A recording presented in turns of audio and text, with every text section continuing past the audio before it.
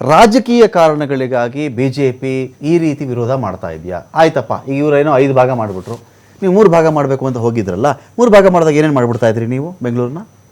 ಏನೋ GBA ಬದಲು GBS ಇನ್ನೇನೋ ಒಂದು ಕರ್ಕೋತಾ ಇದ್ರಿ ಅಂತ ಅಂದ್ಕೊಂಬಿಡೋಣ ನಾವು. 3 ಭಾಗ ಆಲೋಚನೆ ನಿಮ್ಮದು ಇತ್ತಲ್ವಾ? ನೀವು ಬೆಂಗಳೂರು 198 ವಾರ್ಡಲ್ಲೇ ಇಟ್ಬಿಡ್ತೀನಿ ಅಂತ ನಿಮ್ದೇನು ಪ್ಲಾನ್ ಇರಲಿಲ್ಲ ಅಲ್ವಾ ಉತ್ಕರ್ಷ್? ಸರ್ ನೋಡಿ, ಬಹಳ ಸ್ಪಷ್ಟವಾಗಿ ಹೇಳ್ತೀನಿ. ಇವತ್ತು ದುರ್ದೈವ ಏನು ಅಂತಂದ್ರೆ, ಯಾರೇ ಪ್ರಶ್ನೆ ಮಾಡಕ್ ಹೋದ್ರು ಕೂಡ ಇವತ್ತು ಉಪಮುಖ್ಯಮಂತ್ರಿಗಳು ಬೆಂಗಳೂರು ಸಚಿವರು ಏನ್ ಹೇಳ್ತಾರೆ ಅಂತಂದ್ರೆ, ನೀವು ನಮ್ಮನ್ನ ಬೆದರಿಸ್ತಾ ಇದ್ದೀರಾ ಅಂತ ನಮ್ಮ ಮೇಲೆ ಆರೋಪ ಮಾಡ್ತಕ್ಕಂಥದ್ದು. ಇವತ್ತು ಕಾಂಗ್ರೆಸ್ ವಕ್ತಾರರು ಮಾತಾಡ್ತಿದ್ರು, ಎಷ್ಟೋ ಕಂಪನಿಗಳು ಬಂದು ಇನ್ವೆಸ್ಟ್ಮೆಂಟ್ ಮಾಡ್ತಾ ಇದ್ದಾರೆ ಅಂತ. ಇವತ್ತು ಅದೇ ಕಂಪನಿಯ ಪ್ರಮುಖರು ಇದ್ರ ಬಗ್ಗೆ ಮಾತನಾಡಿದಾಗ, ಮೋಹನ್ ದಾಸ್ ಪೈ ಇರಬಹುದು, ಅನೇಕ ಪ್ರಮುಖರು ಕಂಪನಿಯ ಪ್ರಮುಖ ಸ್ಥಾನದಲ್ಲಿದ್ದಂಥವ್ರು ಆಚೆ ಹೋಗಿ ಅಂತ ಈ ಬೆದರಿಕೆ ಹಾಕುವಂತ ಸಂಸ್ಕೃತಿ ಹೇಗೆ ಸಾಧ್ಯ? ಹಾಗಾದ್ರೆ ರಸ್ತೆ ಗುಂಡಿ ವಿಚಾರದಲ್ಲೂ ಅದನ್ನೇ ಮಾತಾಡಿದಂಥದ್ದು. ಇವತ್ತು ಗುಂಡಿಗಳನ್ನು ಯಾಕೆ ಮುಚ್ಚಕ್ ಆಗ್ತಾ ಇಲ್ಲ ಅಂತಂದ್ರೆ, ಸರಿಯಾಗಿ ನಿಮಗೆ ಲೋಕಲೈಸ್ಡ್ ಅಪ್ರೋಚ್ ಇಲ್ಲ ಸರ್. ನೀವು ಕರ್ನಾಟಕದ ಚೀಫ್ ಸೆಕ್ರೆಟರಿ ಬಂದು ಇವತ್ತು ಗುಂಡಿಗಳನ್ನು ಎಲ್ಲೆಲ್ಲಿ ಗುಂಡಿ ಬಿದ್ದಿದೆ ಅಂತ ನೋಡುವಂತ ವ್ಯವಸ್ಥೆ ಬಂದಾಗ ಮತ್ತೆ ಎಷ್ಟು ಗುಂಡಿಗಳನ್ನು ಮುಚ್ಕೊಂಡು ಹೋಗಕ್ ಸಾಧ್ಯ ಆಗುತ್ತೆ?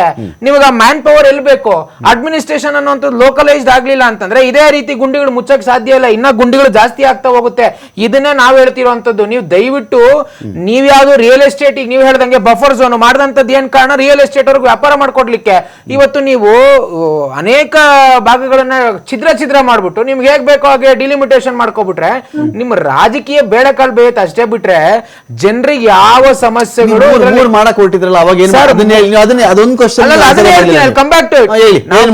ಮಾಡ್ತಕ್ಕಂಥದ್ದು ಬಹಳ ಸ್ಪಷ್ಟವಾಗಿ ಹೇಳ್ತೀವಿ ಸರ್. ಇವತ್ತು ನಾವ್ ಹೇಳ್ತಿರುವಂತದ್ದು, ನೀವು ಡಿವೈಡ್ ಮಾಡಿರ್ತಕ್ಕಂಥದ್ದು ಅತ್ಯಂತ ಅವೈಜ್ಞಾನಿಕವಾಗಿದೆ. ನೀವು ಯಾವ 3 ಕಾರ್ಪೊರೇಷನ್ ಅನ್ನು ಮಾಡಿದ್ದೀರಾ? ನಿಜವಾಗ್ಲೂ ನಾಗರಿಕರ ಒಂದು ಚಿಂತನ ಮಂಥನವನ್ನು ಮಾಡಿದ್ದೀರಾ? ಅವರ ಸಲಹೆ ಸೂಚನೆಗಳನ್ನು ತಗೊಂಡಿದ್ದೀರಾ? ಅಥವಾ ಯಾವ ಬೇಸಿಸ್ ಮೇಲೆ ಮಾಡಬೇಕಾಗಿತ್ತು? ಅಥವಾ ಇರ್ತಕ್ಕಂಥ BBMP ಯಾವ ರೀತಿ ಪುಷ್ಟಿ ಕೊಡಬೇಕಾಗಿತ್ತು? ಯಾವ ಚರ್ಚೆಗಳನ್ನು ಮಾಡದೆ ನಿಮ್ಗೆ ಹೇಗ್ ಬೇಕೋ ಹಾಗೆ ಮಾಡಿದಂಥದ್ದಕ್ಕೆ ನಮ್ ವಿರೋಧ ಮಾಡ್ತಿರ್ತಕ್ಕಂಥದ್ದು. ಇವತ್ತು ಡೆಲ್ಲಿಯಲ್ಲಿ ಫೇಲ್ ಆಗಿದೆ, ಕೋಲ್ಕತ್ತಾದಲ್ಲಿ ಫೇಲ್ ಆಗಿದೆ, ಡೆಲ್ಲಿಯಲ್ಲಿ ಇಂಪ್ಲಿಮೆಂಟ್ ಮಾಡಿ ನೋಡಿದ್ರು, ಆಗ್ಲಿಲ್ಲ ಅವ್ರ ಕೈಯಲ್ಲಿ, ಮತ್ತೆ ವಾಪಸ್ ಬಂದ್ರು. ಇದನ್ನೇ ನಾವು ಹೇಳ್ತಿರೋಂತ, ನೀವು ನಿಜವಾಗ್ಲೂ ಮಾಡಿದ್ರೆ ವೈಜ್ಞಾನಿಕವಾಗಿ ಮಾಡಿ, ಅಥವಾ ಇರ್ತಕ್ಕಂಥ ಸಂಸ್ಥೆಗೆ ಸಹಕಾರ ಕೊಡಿ. ಇವತ್ತು BWSSB, ಬೆಸ್ಕಾಂ, BDA ಯಾರು ಕೂಡ ಮಾತೆ ಕೇಳೋದಿಲ್ಲ. ಇನ್ನು 5 ಕಾರ್ಪೊರೇಷನ್ ಮಾಡ್ಬಿಟ್ರೆ ನಾಳೆ ಯಾರು ಕಾರ್ಪೊರೇಷನ್ ಕೆಲಸ ಅಂತ ಮಾಡ್ತಾರೆ? ನೀವ್ ಹೇಳ್ದಂಗೆ ಕಮಿಷನ್ ಅನ್ನೋ ರಾಕ್ಷಸ ಬಂದ್ ಮತ್ತೆ ಕೂತ್ಕೋತಾನಲ್ಲಿ.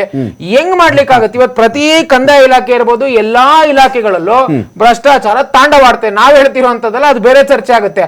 ಇಂಥ ಪರಿಸ್ಥಿತಿಯಲ್ಲಿ ನೀವು ಆರ್ಥಿಕ ವ್ಯವಸ್ಥೆನ ಹೇಗ್ ವ್ಯಯ ಮಾಡ್ತೀರಾ? ಯಾವ ಕಾರ್ಪೊರೇಷನ್ ಎಷ್ಟು ಕೊಡ್ತೀರಾ? ಬೆಂಗಳೂರು ಪಶ್ಚಿಮಕ್ಕೆ ಹೋಗ್ಬಿಟ್ಟು ಬೆಂಗಳೂರು ದಕ್ಷಿಣದ ಕಾಂಪೀಟ್ ಮಾಡೋಂದ್ರೆ ಆಗುತ್ತಾ? ನಿಮ್ ಸರ್ಕಾರ ಇದ್ದಾಗ ಲೋಕಾಯುಕ್ತ ಆಫೀಸ್ಗೆ ಬಿಗ ಹಾಕ್ಬಿಟ್ಟು ಕೆಲಸನೇ ಮಾಡದೆ, ಲೋಕಾಯುಕ್ತರಿಗೆ ಯಾರಿಗೂ ಕೆಲಸನೇ ಇರಲಿಲ್ಲ ಸರ್. ನಾನು ಲಂಚ ಇರಲಿಲ್ಲ, ದಾಳಿಗಳಾಗ್ಲಿಲ್ಲ ಎಲ್ಲೂನು. ನಾನು ಅದನ್ನ ಹೇಳ್ತಾರೆ ಸರ್, ನಾವು ಹೇಳ್ತಿರ್ತಕ್ಕಂಥದ್ದು ಬಹಳ ಸ್ಪಷ್ಟವಾಗಿದೆ. ಮಾಡಿರ್ತಕ್ಕಂಥ ರೀತಿ ಏನಿದೆ, ಪ್ರೊಸೀಜರ್ ಅತ್ಯಂತ ಅವೈಜ್ಞಾನಿಕವಾಗಿರ್ತಕ್ಕಂಥದ್ದು. ನಿಮ್ದ ಮೂರ್ ಮಾಡಕ್ ಹೊರಟಿದ್ರಲ್ಲ, ಅದ್ರ ಏನ್ ವೈಜ್ಞಾನಿಕವಾಗಿತ್ತು? ನಾವೇನ್ ಅಸ್ತಿತ್ವಕ್ಕೆ ತರಲಿಲ್ವಲ್ಲ, ಯೋಜನೆ ಅಂತೂ ಮಾಡಿ ಅದನ್ನ ಅಸ್ತಿತ್ವಕ್ಕೆ ತರಲಿಲ್ಲ, ಬೇಡ ಅಂತ ಅದನ್ನ ಡ್ರಾಪ್ ಮಾಡಿದ್ವಿ. ಅದನ್ನ ಇವತ್ತು ಕಾಂಗ್ರೆಸ್ ಅವರು ಮಾಡಬಹುದಾಗಿತ್ತಲ್ಲ. ಹೌದಪ್ಪ, 5 ಕಾರ್ಪೊರೇಷನ್ ಅವಶ್ಯಕತೆ ಇಲ್ಲ, ಇಲ್ಲಿ ಮೂಲಭೂತ ಸಮಸ್ಯೆಗಳಿದೆ.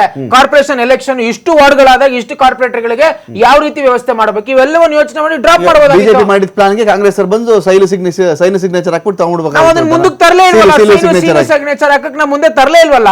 ಫೈನ್. ನಾನು ಇಲ್ಲಿ ಸಂದೀಪ್ ಅವ್ರು ಕೇಳ್ಬಿಟ್ಟು, ಸಂದೀಪ್ ಅವರೇ, ಈಗ ನಾನು ಮಾಡಿದ್ ಸರಿ, ಅವ್ರು ಮಾಡಿದ್ ಸರಿ ಇಲ್ಲ, ನಾನು ಮಾಡಿದ್ರೆ ಭಯಂಕರ scientific, straight away from science ಲ್ಯಾಬಿಂದಾನೇ ನಾನು ರಿಪೋರ್ಟ್ ತೆಗೆದುಬಿಟ್ಟಿದ್ದೆ ಅದನ್ನ ಅಂತ, ಬೇರೆಯವ್ರು ಮಾಡಿದ್ರೆ ಸರಿ ಇಲ್ಲ ಅಂತ, ಈ B ಖಾತೆ ತಗೊಂಡೋಗಿ A ಖಾತೆ ಮಾಡೋದು, ಬೆಂಗಳೂರಿನ ವಿಸ್ತರಣೆ ಮಾಡೋದು, ಅಥವಾ ಈ ಕೆರೆಗಳ ಬಫರ್ ಝೋನ್ ವಿಚಾರ, ಮತ್ತು BBMP ರೋಲ್ BBMP ನಿಜವಾಗಿಯೂ ಏನು ಮಾಡಬೇಕಾಗಿತ್ತು, ಈಗ GBA ಅಂತ ಬಂತಪ್ಪ.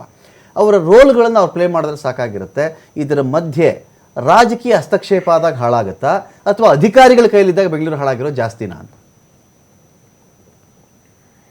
ಈಗ ನೋಡಿ,